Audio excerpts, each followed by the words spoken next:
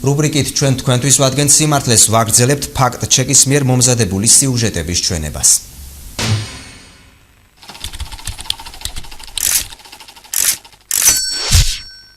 ძალიან მნიშვნელოვანია ის, რომ დღეს პროცესები არის საჯარო. მე გეტყვით და ბატონი მიხეილი დამეთანხმება, რომ წლების განმავლობაში საერთოდ სასამართლოს სივრცე იყო ჩაკეტილი მედიისთვის. ფაქტმეტრის დასკვნით დეპუტატ მანანა კობახიძის ეს განცხადება არის სიმართლე.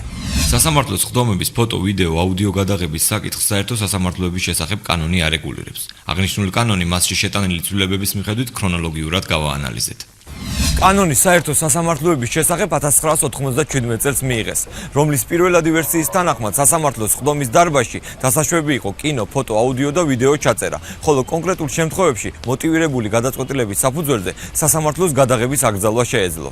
2005 წელს საერთო სასამართლოების შესახებ კანონში ცვლილებები შევიდა, რომლის საფუძველზეც სასამართლოს უფლებამოსილება მიენიჭა თავად განესაზღვრა სასამართლოს ხდომაზე სტენოგრაფირების, გადაღების, აუდიო ჩანაწერის, აგრეთვე რადიოთი და ტელევიზიის ტრანსლაციის წესი. 2007 წელს კანონში მორიგი ცვლილებები შევიდა, სასამართლოს ხდომაზე გადაღება და ტრანსლაცია დაუშვებლად გამოცხადდა არა მხოლოდ სასამართლოს ხდომის დარბაზში, არამედ შენობაშიც. ამასთან სასამართლოში შესულ ნებისმიერ პირს პირადი ნივთების, მათ შორის მობილურისა და კომპიუტერის დატოვებაც უხდებოდა. კანონმდებლობით გადაღებისა და ტრანსლაციის უფლება მხოლოდ სასამართლოსა და სასამართლოს უფლებამოსილ პირს მიენიჭა. პრაქტიკაში აღნიშნული ჩანაწერის ქვეშ მხოლოდ სასამართლო ხელისუფლება მოიაზრებოდა. საერთაშორისო ორგანიზაციებმა, მათ შორის Freedom House-მა 2007 წელს განხორციელებული ცვლილებები ინფორმაციის თავისუფლების პრინციპის დარღვევას შეაფასა. 2013 წლის მაისიდან სასამართლოს ხდომების გადაღება და აუდიო ჩაწერა დასაშვები გახდა. კერძოდ საზოგადოებრივ მაუწყებელს ყველას ხდომის ფოტო, კინო, ვიდეო და აუდიო ჩაწერის შეუზღუდავი უფლებამოსილება მიენიჭა. ასევე მას დაეკისრა ვალდებულება, რომ დაინტერესების შემთხვევაში სასამართლოს ხდომის ჩანაწერი მასობრივი ინფორმაციის საშუალებებს მიაწოდოს. ამასთან სასამართლოს ხდომის აუდიო ჩაწერის უფლება მიენიჭა სასამართლოს ხდომის დარბაზში მყოფ ნებისმიერ პირს. აიგზავნა სასამართლოს შენობაში შესული პირისათვის მობილური ტელეფონის, კომპიუტერის და სხვა პირადი ნივთების ჩამორთმევა. ამავე ცვლილების საფუძველზე სასამართლოს დაევალა ყველას ხდომის აუდიო ვიდეო ჩაწერა და ამ ჩანაწერების მხარებისათვის ხელმისაწვდომობის უზრუნველყოფა. თუმცა პოზიტიური ცვლილებებთან ერთად აღსანიშნავი არის ხარბეზებიც, კერძოდ ის, რომ განსაზღვრული არის სასამართლოს მიერ განხორციელებული ჩანაწერის შენახვის ვადა და წესი. ასევე ხარბეზად შეგვიძლია მივიჩნიოთ ისიც, რომ სასამართლოს ხდომის გადაღების უფლება მხოლოდ საზოგადოებრივ მაუწყებელს აქვს.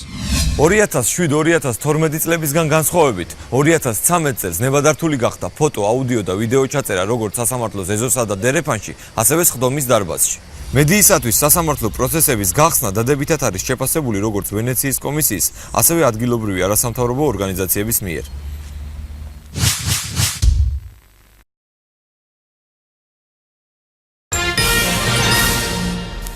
ინფორმატორი რეკლამის შემდეგ კვლავ ეთერშია განვაგრძობთ გამოშვებას. რუბრიკით ჩვენ თქვენთვის ვადგენთ სიმართლეს ვაგრძელებთ ფაქტ-ჩეკის მიერ მომზადებული სიუჟეტების ჩვენებას.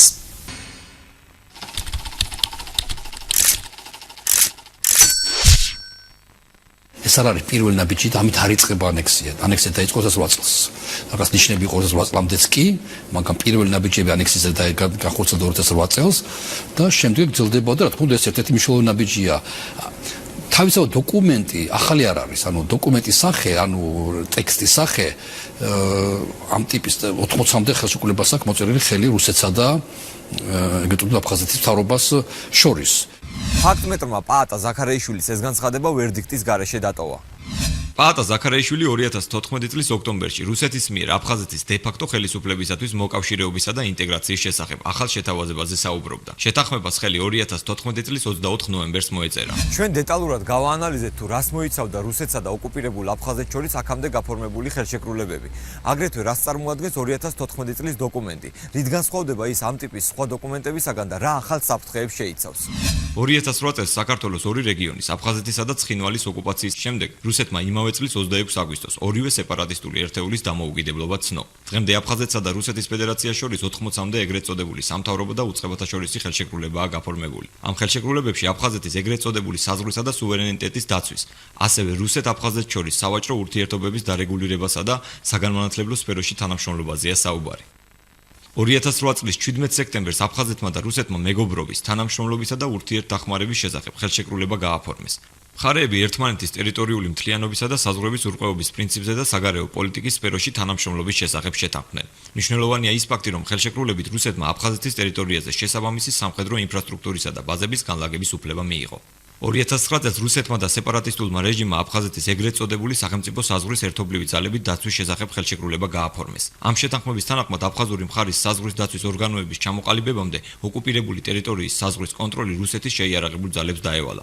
ხელშეკრულებაში ხაზგასმულია, რომ რუსეთზე უფლებამოსილების დროებითი დელეგირება მოხდა. 2010 წელს რუსეთსა და აფხაზეთს შორის საბაჟო სფეროში თანამშრომლობის ხელშეკრულება გაფორმდა.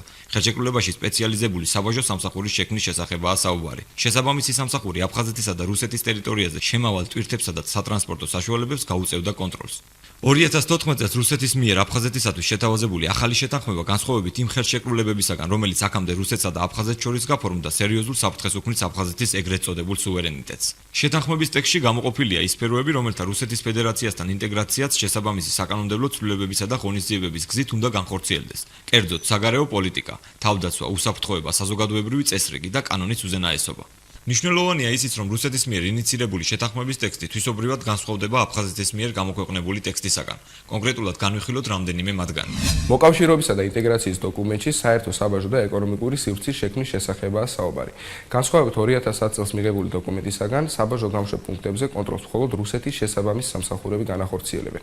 აღსანიშნავია, რომ დოკუმენტის აფხაზურ ვერსიაში განსხვავებით რუსულისაგან, საბაჟო გამშვები პუნქტების ერთობლივად კონტროლის შესახებ, ხოლო საბაჟო კანონმდებლობის ევრაზიულ კავშირთან ჰარმონიზაციის შესახებაა საუბარი. ამასთან საქართველო-აფხაზეთის ადმინისტრაციულ საზღვრის დე-ფაქტო კონტროლს თუ მხოლოდ აფხაზური მხარე ახორციელებდა, რუსული მხარის შეთავაზების თანახმად ადმინისტრაციულ საზღვარს უკვე რუსულ-აფხაზური მხარე ერთობლივად გააკონტროლებს. რუსეთ-აფხაზეთის ეგრეთ წოდებულ საზღვარზე მოძრაობის სრული თავისუფლებაა გათვალისწინებული, რაც იმას ნიშნავს, რომ საზღვარი ფსოუსთან ფაქტობრივად აღარ იარსებებს. აფხაზური მხარის მიერ გამოქვეყნებული დოკუმენტის თანახმად კი აფხაზური მხარე გამოთქვამს მზაობას, რომ რუსეთთან ერთად დაიცვან საზღვარი საქართველოსთან და მათი იურისდიქციის ქვეშ მყოფი ზღვის აკვატორია. რუსულ ვარიანტში ზღვის აკვატორიის კონტროლზე ჩანაწერი არ არსებობს. რუსულ ვარიანტში ასევე საუბარია იმაზე, რომ შეიქმნება შინაგან საქმეთა ერთობლივი საკოორდინაციო ცენტრი, რომელმაც შესაძლოა რეალურად აფხაზეთის ეგრეთ წოდებული შინაგან საქმეთა სამინისტრო ჩაანაცვლოს, ან მისი ფუნქციები შეითავსოს. დოკუმენტის აფხაზურ ვერსიაში მხოლოდ საინფორმაციო საკოორდინაციო ცენტრის შექმნაზეა საუბარი. ამ ახალი ეგრეთ წოდებული ხელშეკრულებით რუსეთი სამხედრო მოქმედებების დროს იღებს კონტროლს აფხაზეთის თავდაცვის სფეროზე, ხდება ამ ხელშეკრულებით საბაჟო სფეროს ინტეგრაცია რუსულ საბაჟო სივრცეში, ხდება საზღვრების კონტროლზე რუსეთის სუვერენიტეტის გავრცელება და რაც მთავარია, მთელი რიგი სფეროებში საკანონმდებლო ჰარმონიზაცია რუსულ კანონმდებლობასთან რუსეთის ფინანსური დახმარებით. ანუ საბოლოო ჯამში არის ხელშეკრულება, რომელიც აერთიანებს აქამდე აღებულ ყველა სხვა ვალდებულებას და თვისობრივად განსხვავებული ხარისხის ინტეგრაციას უზრუნველყოფს აფხაზეთის და რუსეთში. აღსანიშნავია, რომ საქართველოს რეფორმების ასოციაციამ ხელისუფლებას ანტიანექსიური სტრატეგიის ჩამოყალიბებაზე დაუყოვნებლივი მუშაობის დაწყება შესთავაზა. პაატა ზაქარიაშვილი მართალია, როდესაც ამბობს, რომ ეს დოკუმენტი აფხაზეთის ანექსიის მორიგი მცდელობაა. თუმცა ცდება, როდესაც აღნიშნული დოკუმენტის შინაარსს წარსულში გაფორმებულ შეთანხმებებთან აიგივებს და ახალ საფრთხეებს ვერ ხედავს. აქამდე გაფორმებული არც ერთი ხელშეკრულება აფხაზეთის თავდაცვის, უსაფრთხოებისა და საბაჟო, ასევე სოციალური სფეროების რუსეთის სამართლებრივ სივრცეში ინტეგრაციას არ შეეხებოდა. სწორედ ამიტომ 2014 წლის შეთანხმება უნდა შეფასდეს როგორც რუსეთის მიერ აფხაზეთის ანექსიის მცდელობის თვისობრივად ახალი ეტაპი.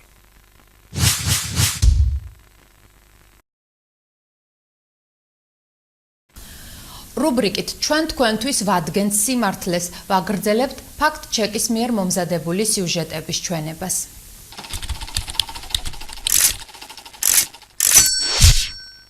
გიორგი მარგველაშვილი საყდრისის მაღაროს საქმეზე დავა მიმდინარეობს სასამართლოში. მანამდე კი დაუშვებელია ობიექტზე ფართომასშტაბიანი სამუშაოების წარმოება.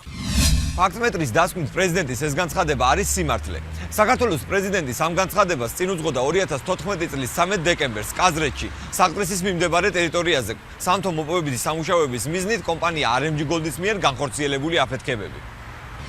საყდრისის საბადო მსოფლიოში უძველესი ოქროს მომპოვებელი მაღარო იყო და ძველი წელთაღრიცხვით მე-4 ათასწლეულს განეკუთვნებოდა. 2006 წელს საყდრისის საბადოს კულტურული მემკვიდრეობის ძეგლის სტატუსი მიენიჭა. 2013 წლის ივლისში კულტურის სამინისტრომ საყდრისის საბადოს ძეგლის სტატუსი მოუხსნა, რის მიზეზადაც არქეოლოგიური ობიექტისათვის კანონის დარღვევით ძეგლის სტატუსის მინიჭება დაასახელა. თუმცა ტერიტორია არქეოლოგიური დაცვის ზონის სტატუსს მაინც ინარჩუნებდა. მთავრობის გადაწყვეტილებით 2013 წლის ოქტომბერში საყდრისში სამთამადნო მრეწველობის ძეგლის არქეოლოგიური ზონაც გაუქმდა.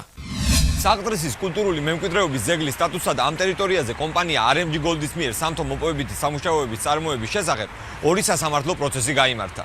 კულტურისა და ძეგლთა დაცვის სამინისტროს გადაწყვეტილება საყდრისის საბადოს ისტორიული ძეგლის სტატუსის მოხსნასთან დაკავშირებით არასამთავრობო ორგანიზაციამ მწვანე ალტერნატივამ საქალაქო სასამართლოში გაასაჩივრა.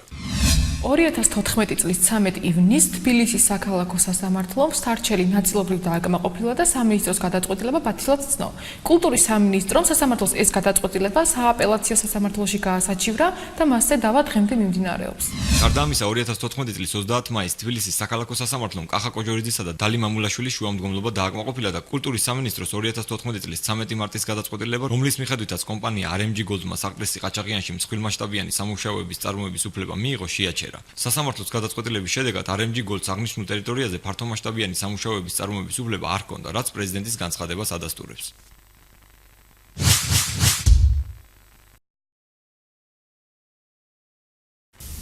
რუბრიკით ჩვენ თქვენთვის ვადგენთ სიმართლეს ვაგრძელებთ ფაქტ-ჩეკის მიერ მომზადებული სიუჟეტების ჩვენებას.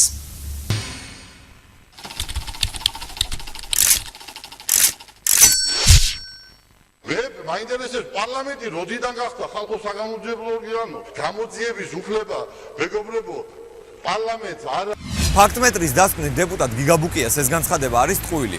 2014 წლის 18 სექტემბერს პარლამენტში ბარბარე რაფალიანცის მკვლელობასთან დაკავშირებით დროებითი საგამოძიებო კომისიის შექმნის საკითხს განიხილავდნენ.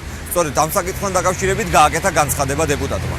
საქართველოს პარლამენტის რეგლამენტის 55 მუხლის თანახმად შესაბამისი საფუძვლის არსებობის შემთხვევაში პარლამენტში დროებითი საგამოძიებო კომისია იქმნება. კომისია სახელმწიფო ორგანოებისა და თანამდებობის პირების მიერ საქართველოს კანონმდებლობის დარღვევის ფაქტებს იკვლევს. დროებითი საგამოძიებო კომისია მხოლოდ კონკრეტული საკითხების შესასწავლად იქმნება და საკითხის შესწავლისთანავე უქმდება. ბარბარე რაფალიანცის საქმე სწორედ ასეთ კონკრეტულ საქმეს შეგვიძლია მივიჩნიოთ. დეპუტატმა ისიც განმარტა, რომ საგამოძიებო კომისია იმ შემთხვევაში იქმნება, როდესაც არსებობს ეჭვი, რომ რომელიმე მაღალჩინოსანი ან სახელმწიფო სტრუქტურა გამოძიებას ხელს უშლის და გამოძიების პროცესი შეგნებულად ჩერდება. საპარლამენტო უმცირესობის წარმომადგენლები მუდმივად გამოთქვამდნენ ეჭვს, რომ ბარბარე რაფალიანცის საქმის გამოძიების პროცესი სახელმწიფო სტრუქტურების და მაღალჩინოსნების მიერ შეგნებულად არის გაჩერებული. სწორედ ეს იყო ერთ-ერთი მიზეზი, რის გამოც ისინი დროებით საგამოძიებო კომისიის შექმნას მოითხოვდნენ. საქართველოს ბოლომოწევის პარლამენტს უკვე აქვს დროებითი საგამოძიებო კომისიის შექმნის გამოცდილება. მაგალითად, პარლამენტის დადგენილებით 2013 წლის 1 მაისს შეიქმნა საქართველოს კომუნიკაციების მარეგულირებელი ეროვნული კომისიის საქმიანობის შემსწავლელი დროებითი საგამოძიებო კომისია. გიგაბუკიამ აღნიშნულ თემასთან დაკავშირებით ისიც განაცხადა, რომ პარლამენტს საგამოძიებო ქმედებების ჩატარების უფლება არ აქვს. საქართველოს პარლამენტის რეგლამენტის თანახმად პარლამენტის დროებით საგამოძიებო კომისიას მინიჭებული აქვს გამოძიების ჩატარების უფლება, ისევე როგორც საგამოძიებო საქმიანობისათვის საჭირო მთელი რიგი სხვა უფლებამოსილებები. დროებითი საგამოძიებო კომისიის მოთხოვნის შემთხვევაში სახელმწიფო ორგანოები, თანამდებობის პირები, ფიზიკური თუ იურიდიული პირები ვალდებული არიან, რომ კომისიის მიერ განსაზღვრულ ვადაში და დადგენილი წესით წარადგინონ საკითხის შესწავლისთვის აუცილებელი მასალები და საჭირო დასკვნები.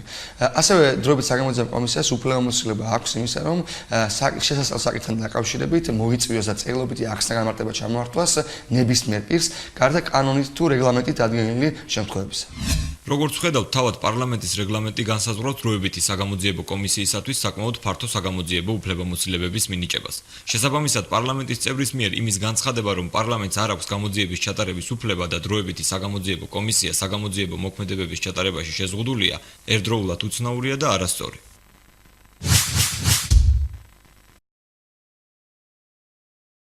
განვაგრძობთ ფაქტმეტრის მიერ მომზადებული სიუჟეტების ჩვენებას.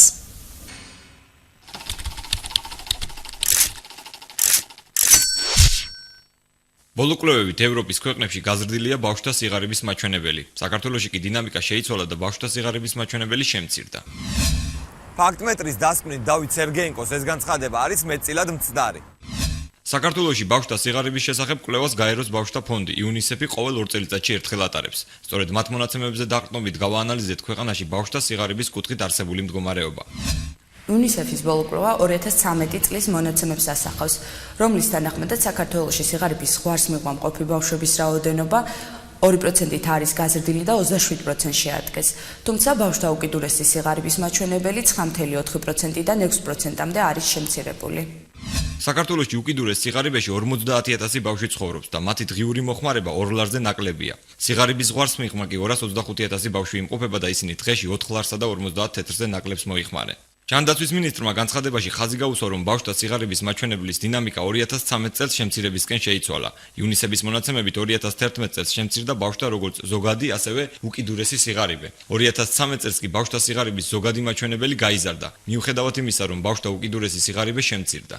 მინისტრმა თავის განცხადებაში ასევე აღნიშნა, რომ ევროპის ქვეყნებში ბავშვთა სიღარიბე იზრდება. ევროსტატის მონაცემებით, ევროკავშირში ბავშვებში სიღარიბის რისკის მაჩვენებელი 2009 წლიდან 2012 წლის ჩათვლით მართლაც იზრდებოდა. 2013 წელს კი ეს მაჩვენებელი მცირედით შემცირდა. ევროპის ქვეყნების უმრავლესობაში სიღარიბის რისკის წინაშე მყოფი ბავშვების რაოდენობა მცირდება, თუმცა ზოგიერთ ქვეყნებში ბავშვთა სიღარიბის რისკების ზრდა კვლავ შეინიშნება. მიუხედავად იმისა, რომ ევროპის ქვეყნებში სიღარიბის რისკის წინაშე ბავშვთა საკმაოდ მაღალი პროცენტია, მისი შედარება საქართველოსთან არ ამართებულია, რადგან ფარდობითი სიღარიბე საშუალო მოხმარებით განისაზღვრება. ევროპის ქვეყნებში კი საშუალო მოხმარება გაცილებით მაღალია ვიდრე ჩვენს ქვეყანაში. ბავშვთა სიღარიბე ქვეყანაში კვლავ მწვავე პრობლემად რჩება და მინისტრის განცხადებისგან განსხვავებით, ბავშვთა ზოგადი სიღარიბის მაჩვენებელი იუნისეფის ბოლო კვლევის თანახმად ზრდის ტენდენციით ხასიათდება.